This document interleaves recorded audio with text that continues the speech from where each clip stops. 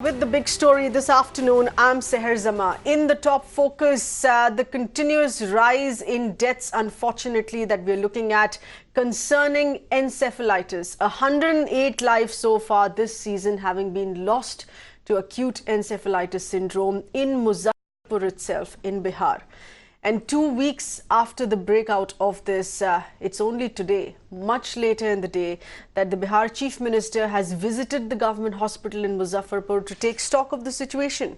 Bihar Chief Minister having visited the Sri Krishna Medical College and Hospital where 89 children have died. Meanwhile, protests broke out by angry parents, angry families of patients, of those suffering from encephalitis. Right outside the hospital is where these protests took place at the time when the Chief Minister was visiting the hospital. The protesters have complained of government apathy and inaction to curb the outbreak.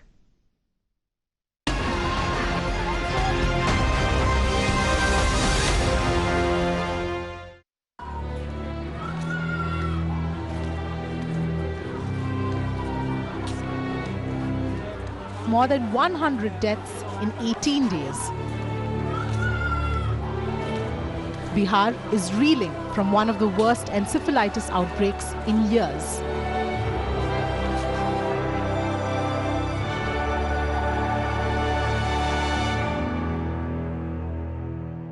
क्या नाम है ma'am गुड़िया का? तानवी। कभी से बुखार चढ़ा था उसे? 5-6 दिन से। अच्छा, एडमिट करने के लिए बोला क्या आपने? हाँ, बोले हैं कि से एडमिट कर लीजिए, कहीं नहीं एडमिट की जरूरत नहीं है।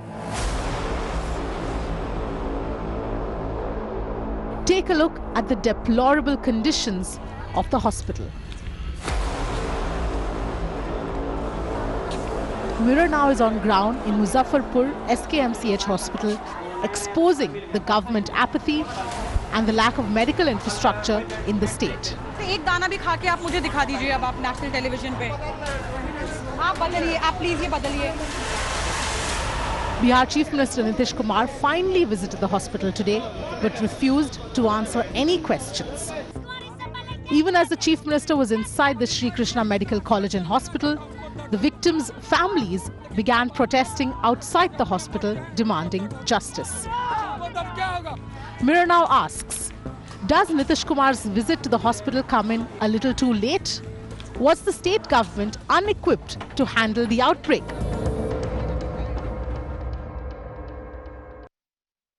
And this is the big question that we are asking on what has gone wrong in Muzaffarpur this year in Bihar. Let's throw this open here to our panelists. We have Mr. Sameer Dalwai, spokesperson of the Indian Academy of Pediatrics with us. Also Mr. Syed Afzal Abbas, who's the spokesperson of the JDU, which is in power in the State Alliance government there in Bihar. First to you, Mr. Abbas. Encephalitis was something that the government was dealing with earlier as well. It had a UNICEF program running on ground. 2017 the figures were down. 2018 the figures were lowest, down to 33. What has suddenly happened this year for the figure to shoot up to 108?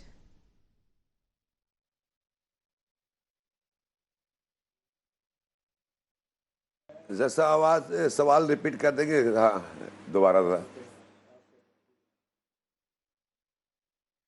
Abbas साहब, सवाल ये है कि इस साल 2019 में एकदम से स्टेट गवर्नमेंट ने, राज्य सरकार ने क्या काम नहीं किया ऑन ग्राउंड? पिछले साल के जो आंकड़े हैं एनसेफेलाइटिस आर मिनिमम टू 23। 2017 में भी कम थे। आपका यूनिसेफ रन प्रोग्राम काम कर रहा था ऑन ग्राउंड। इस साल क्या हो गया एकदम से?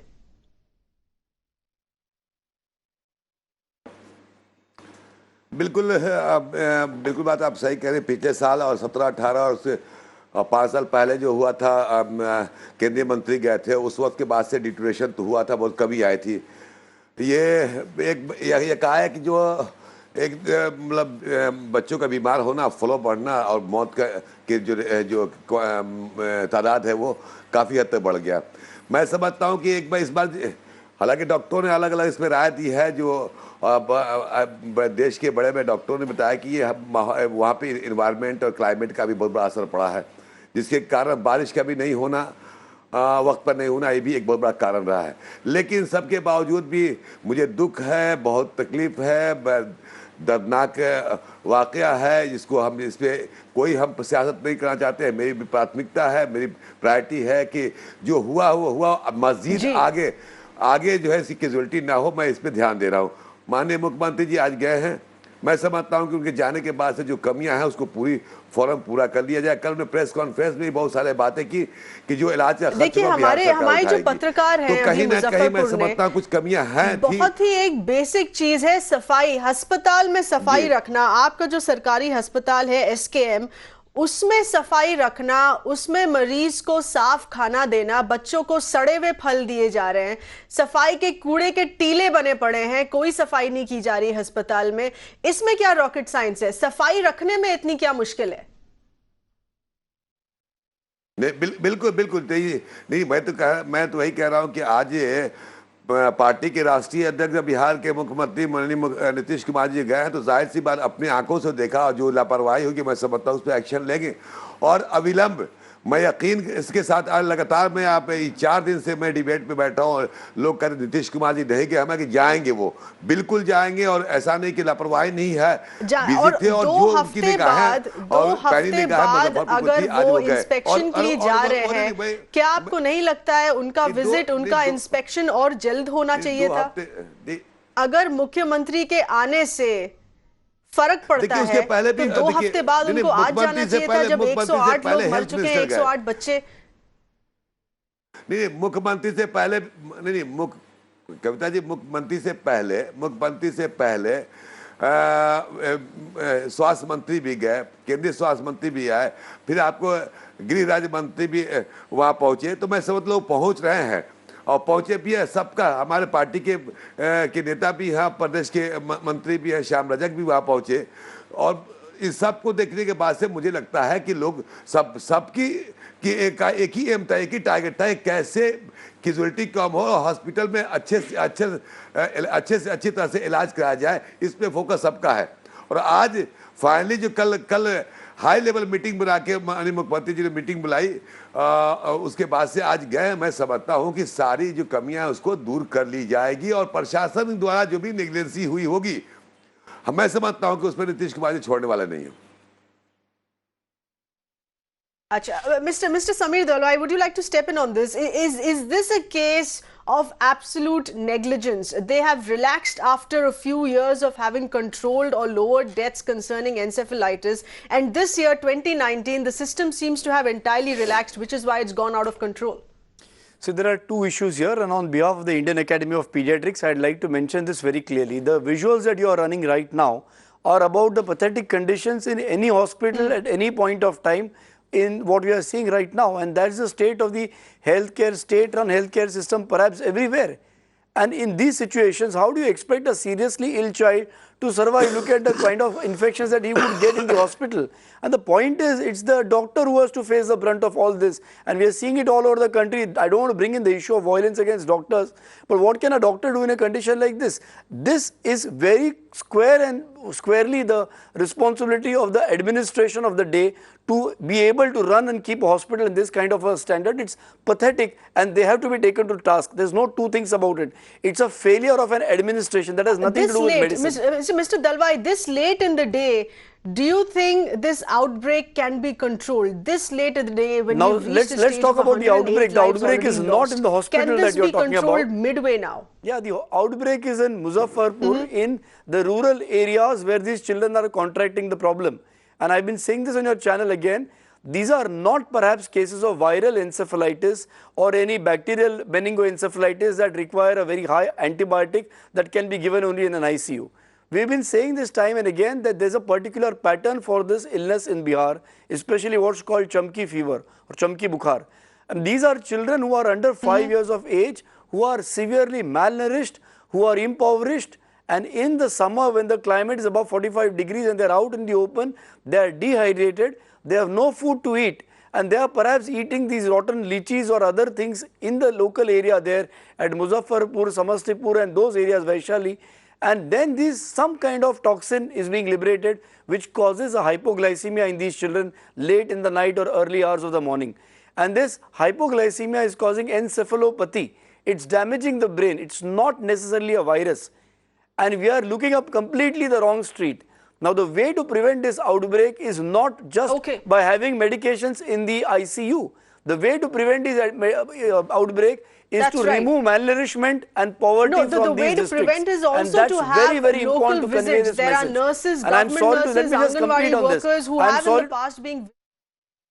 मगर मेन जो सभी से बात करने के बाद में जो निष्कर्ष कुछ निकल नहीं पा रहा था कि ये बीमारी का कारण क्या हो सकता है।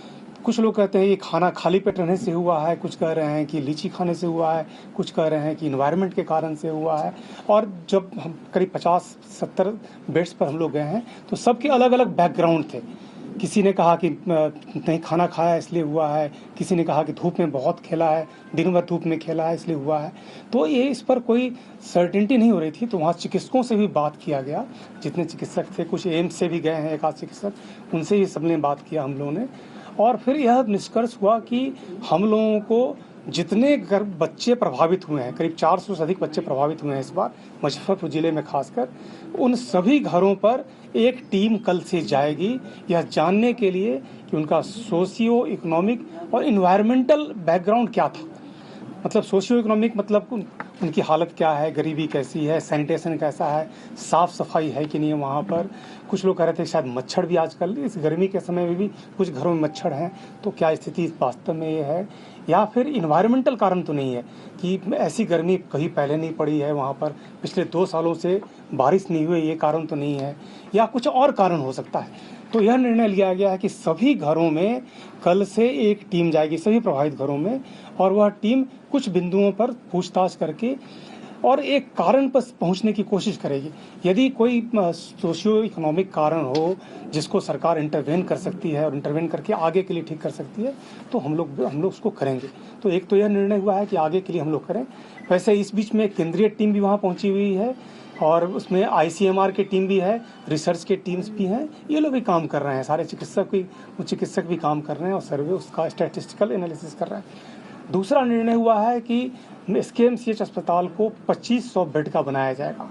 अभी 610 बेड का अस्पताल है, तो 2500 बेड का बनाया जाएगा और अगले 1 साल में 1500 बेड पर पहुंचाया जाएगा। यानी 900 बेड का एडिशन अगले 1 साल में किया जाएगा और उसके बाद क्रमशः 2500 बेड तक पहुँचेंगे। तीसरा निर्णय हुआ है भविष्य के लिए है कि उसके 100 बेड का पीडियाट्रिक ICU वहाँ बनेगा। अभी करीब 50 बेड का ICU है, तो हम लोग उसको 100 बेड्स पे ले जाएंगे। और चौथा निर्णय हुआ है कि वहाँ पर एक बड़े धर्मशाला का भी निर्माण कराया जाए, क्योंकि अभिभावक भी आते हैं, बहुत सारे आते हैं, तो वहाँ रहने की कोई खास व्यवस्था नहीं है, तो एक धर्मशाला का निर्माण कराया जाए। तो यह तो ब्रॉड निर्णय आगे के लिए किया गया है। मगर यह निर्णय जो हम लोगों ने कहा कि कॉज निर्धारण की बात है, इसमें बहुत सारी टीम लगी हुई है और अभी तक बहुत स्पष्ट कारण नज़र नहीं आ रहा है। और जो आज जो पूछताछ भी किया गया है सभी अभिभावकों से, तो कहीं भी ये कोई क्लियर कट कारण नज़र नहीं आ रहा है। कुछ लोग जैसे दिन में ही बच्चे बीमार पड़े हैं, तो दिन में भी खाना खाया है, सुबह भी खाना खाया है और शाम में 5 बजे बीमार पड़ा है। तो और कुछ है कि सुबह मॉर्निंग में बीमार पड़ा है, तो इसका कोई यूनिफॉर्म कारण नज़र नहीं आ रहा है। तो कुल मिलाकर यही था। और वहाँ पर हम लोग पूरी सभी लोग थे, वरीय पदाधिकारी भी थे और माननीय CM साहब, माननीय उप CM, डिप्टी CM साहब थे। हम लोग वहाँ की व्यवस्था से संतुष्ट थे। किसी अभिभावक ने कोई कंप्लेन नहीं किया इसके लिए और चिकित्सकों ने बहुत मनोयोग से वहाँ काम किया है। और मगर है कि अब इतने डेथ हुए हैं कि इसमें ये दुर्भाग्यपूर्ण तो है ही। कितना डॉक्टर भेज रहे हैं एक्स्ट्रा? आज शाम तक 8। प्रथम चरण में 8 डॉक्टर्स हम लोग आज शाम तक वहां पर रिपोर्ट करा रहे हैं। अभी पूरी की पूरी वहां पर पीडियाट्रिक टीम है। वहां पर करीब जहां तक हमारी जानकारी है 31 ऑल टुगेदर डॉक्टर्स को वर्किंग इन दैट। सर आप बोल रहे हैं कि DMCA से डॉक्टर भेज रहे हैं, PMCA से डॉक्टर भेज रहे हैं, एम्स से भी डॉक्टर भेज रहे हैं और RS की बात कर रहे हैं कि ANM और आंगनवाड़ी सेविका को जोड़ा जा रहा है। तो क्या नहीं लग रहा कि इस तरह के निर्णय लेने में देर हो गई है? नहीं, देखिए बहुत क्लियर मैं कहता हूँ कि ANM, आंगनवाड़ी और जो भी आशा व कार्यकर्ताओं को ये पिछले 1 सप्ताह से ये काम कर रहे हैं। पिछले एक सप्ताह से पब्लिसिटी अंदर में कर रहे हैं, मगर हम लोग फिर से कह रहे हैं कि फिर से घर पर जाएं, फिर से बताएं, इस चीज़ को रिटरेट करें। जितनी बार रिटरेट करेंगे उतना प्रचार होगा।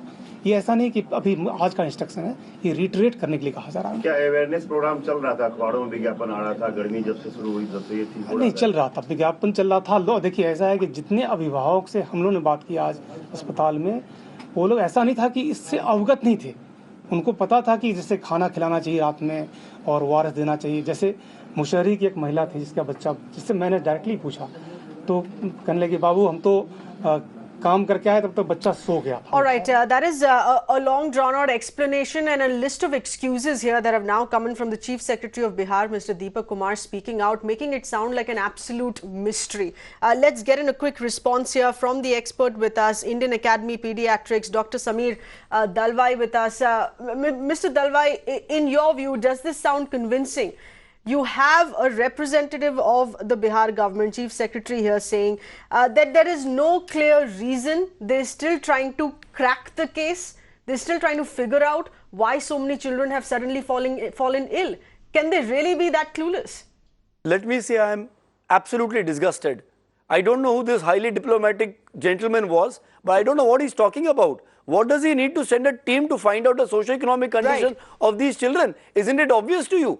Is this a new kind of demon that has arisen? What are you talking about?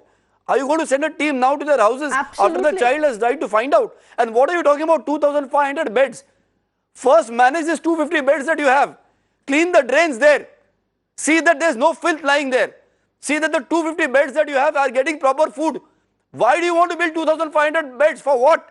Manage this first. Absolutely. And this is the state government's fault. साहब, आप बताइए, First manage your hospitals correctly. आपके जो chief secretary है, Don't pass the buck.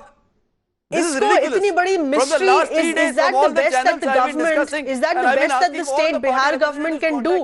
कि ये जो बीमारी है बच्चों की, अगर एनसेफेलाइटिस है, इसको एक बहुत बड़ी मिस्ट्री बना के अब बताया जाएगा कि सरकार समझ नहीं पा रही क्या हुआ एकदम से.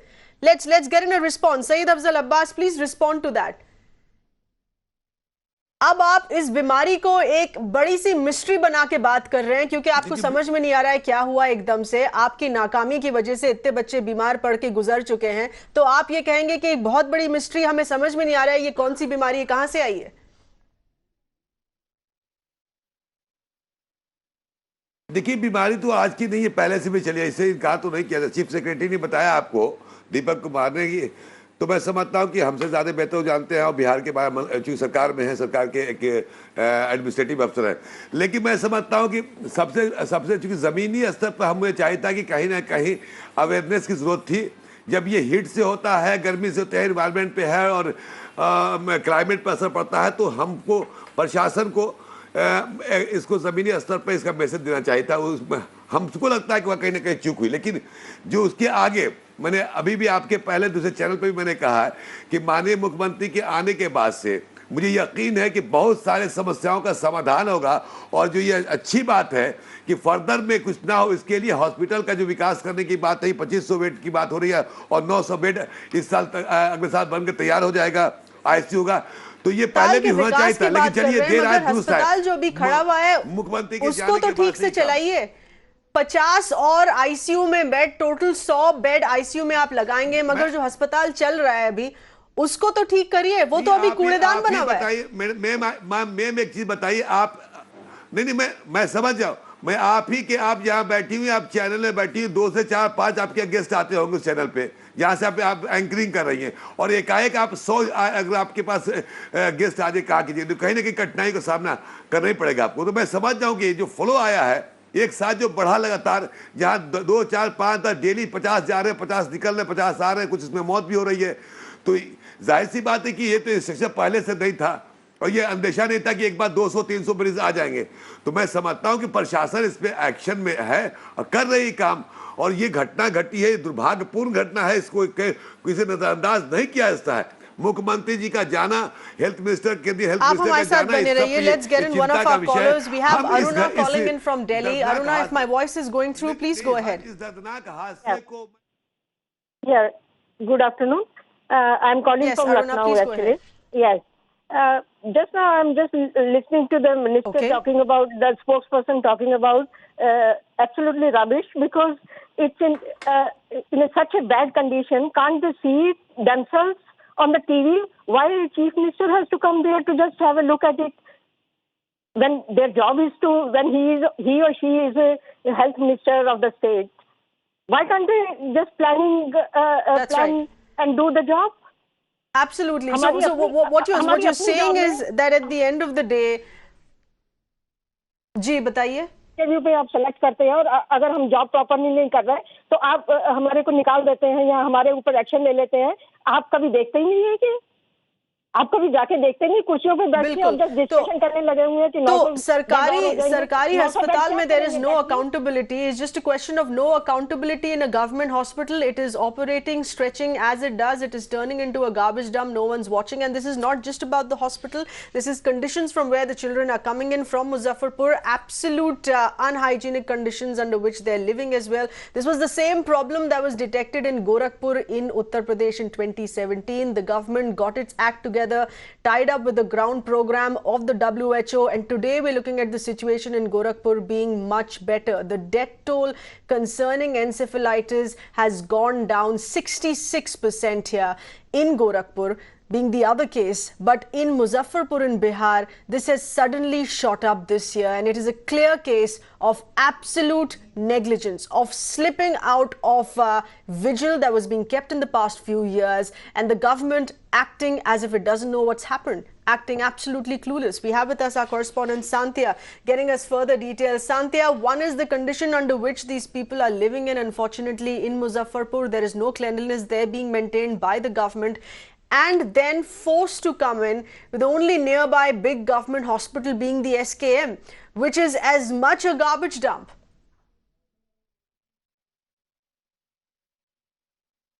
Yes, absolutely, you are right, Seher. Shri Krishna Medical College and Hospital is nothing else but a dustbin, as you rightly pointed out when you were speaking to one of the guests. But right now, my focus is on the primary healthcare center, which is always the first contact point for any sick person. Right now, we are in the AES, Acute Encephalitis Syndrome ward of Meenapur Block's primary healthcare center. This is the situation of the block. But one thing I would like to highlight is that how there is no, despite the fact that the outbreak has already claimed 108 lives in Muzaffarpur, there is no specific AES specialist given to these PCUs on a for the entire day. One specialist does come in the morning, but again only for an hour. Let's try and speak to the doctors. So your good name, please. Dr. Rajneesh Kumar Gandhi. So I would like to know, you were telling us that किस तरह से जो AES specialist हैं वो सुबह में ही आते हैं, तो पूरा दिन आप लोगों के पास कोई AES specialist नहीं होता है क्या? AES का वैसा पेशेंट नहीं आता है, जनरली लू लगा हुआ। पेशेंट नहीं, मैं आपके एक्सपर्ट डॉक्टर्स की बात कर रही हूँ, क्योंकि इतने सारे पेशेंट्स आप कह रहे हैं आपके पास आ रहे हैं AES के। यहाँ पे दिन में तो मतलब हम लोग देखते हैं, अगर कोई सस्पेक्टेड केस होता है तो उसको रेफर करते हैं SKMCH के लिए। ठीक है। और कुछ वैसा नहीं है। ये इस वार्ड है तो हम लोग रख सकते हैं, लेकिन पेशेंट इतना डर जाता है उसका जो अटेंडेंट वगैरह कि हम यहाँ नहीं रखना चाहते हैं, हमको रेफर कर दीजिए। तो जो प्राइमरी केयर होता है, जैसे ग्लूकोज मॉनिटरिंग हम लोग कर लेते हैं, ग्लूकोज डेक्सट्रोज चढ़ा देते हैं, टेम्परेचर वगैरह देख लेते हैं और लगता है कि हाँ भाई ऐसा है तो उसको जल्दी से जल्दी रेफर। पर क्या आप लोग इक्विप्ड हैं? आप भी डॉक्टर हैं यहाँ पे, मॉर्निंग शिफ्ट में थे, क्या आप लोग इक्विप्ड हैं AES के पेशेंट्स को हैंडल करने के लिए? अब जैसा प्रोटोकॉल दिया गया हम लोग को, जैसा ट्रेनिंग दिया गया है, उस तरह का प्रोटोकॉल हम लोग फॉलो करते हैं, है ना। यदि बच्चा जिस तरह से आता है फीवर के साथ, कलवंसर आया तो कलवंसर के बाद उसको ग्लूकोज देखा जाता है, ग्लूकोज के लेवल को कम किया जाता है, मतलब पेशेंट को यहाँ पर स्टेबल करके तब हम लोग उसको रेफ़र करते हैं। प्राइमरी एड पूरा जितना है, उसके बाद उसको वहाँ पर जैसे फॉलोअप वहाँ होता है, मेडिकल जो पूरा उसका वार्ड है, अलग है इसका वार्ड है, उसको पूरा भेज दिया जाता है। ये स्पेशलिस्ट कितने बजे आते हैं आपके बीच? मॉर्निंग में मतलब कि लगभग वही 4, साढ़े 4, 5 बजे के करीब में लोग ये अटैक होता है। आज तो लगभग लगता है कि 2 घंटे में 5 पेशेंट 6 पेशेंट आ गए। नहीं, मैं पेशेंट्स की बात नहीं कर रही थी। क्या कोई सीनियर डॉक्टर जो कि AES के जो केसेस हैं उनको हैंडल करने में एक्सपीरियंस हो या स्पेशलिस्ट हो, ऐसा कोई आता है क्या दिन भर में? नहीं, अच्छा, नहीं आता है। प्रभारी सर रहते हैं, ठीक है, MYC रहे MBBS रहे, हम लोग रहे, सब लोग रहे, है ना? तो जिस तरह OPD में समय में आ गया, सब मिलकर हैंडल करते हैं। Okay, Seher, I stand corrected. They confused the specialist with the patient earlier. Right. Now they are telling us that how no one who has any speciality in handling AES cases makes even a single visit in this particular PCU even once a day. Seher. Okay. All right. So let's hope that the situation here can be rectified. We had the state health minister visit. We've had the chief minister come in much late in the door. But how quickly can this be rectified? We're racing against time. 108 lives that have been lost. Can more lives be saved? Those who are admitted here by bringing in doctors who know what the kind of sickness that the children here, the infants here are dealing with. This is a complete repeat. The manner in which this is playing out, it is Redux Gorakhpur 2017. No lessons learned. In an absolute repeat, this is how this is playing out in Muzaffarpur in Bihar here today. Same conditions, not just living conditions for these people, but even the hospital conditions, being ill-equipped, being short-staffed, not maintained, zero hygiene. Many thanks for all the panelists who've spoken here to this. We're going to be continuing the focus on this. This is our big story, our big focus through the day till the Bihar government here gets its act together in saving lives. Thank you for being with us.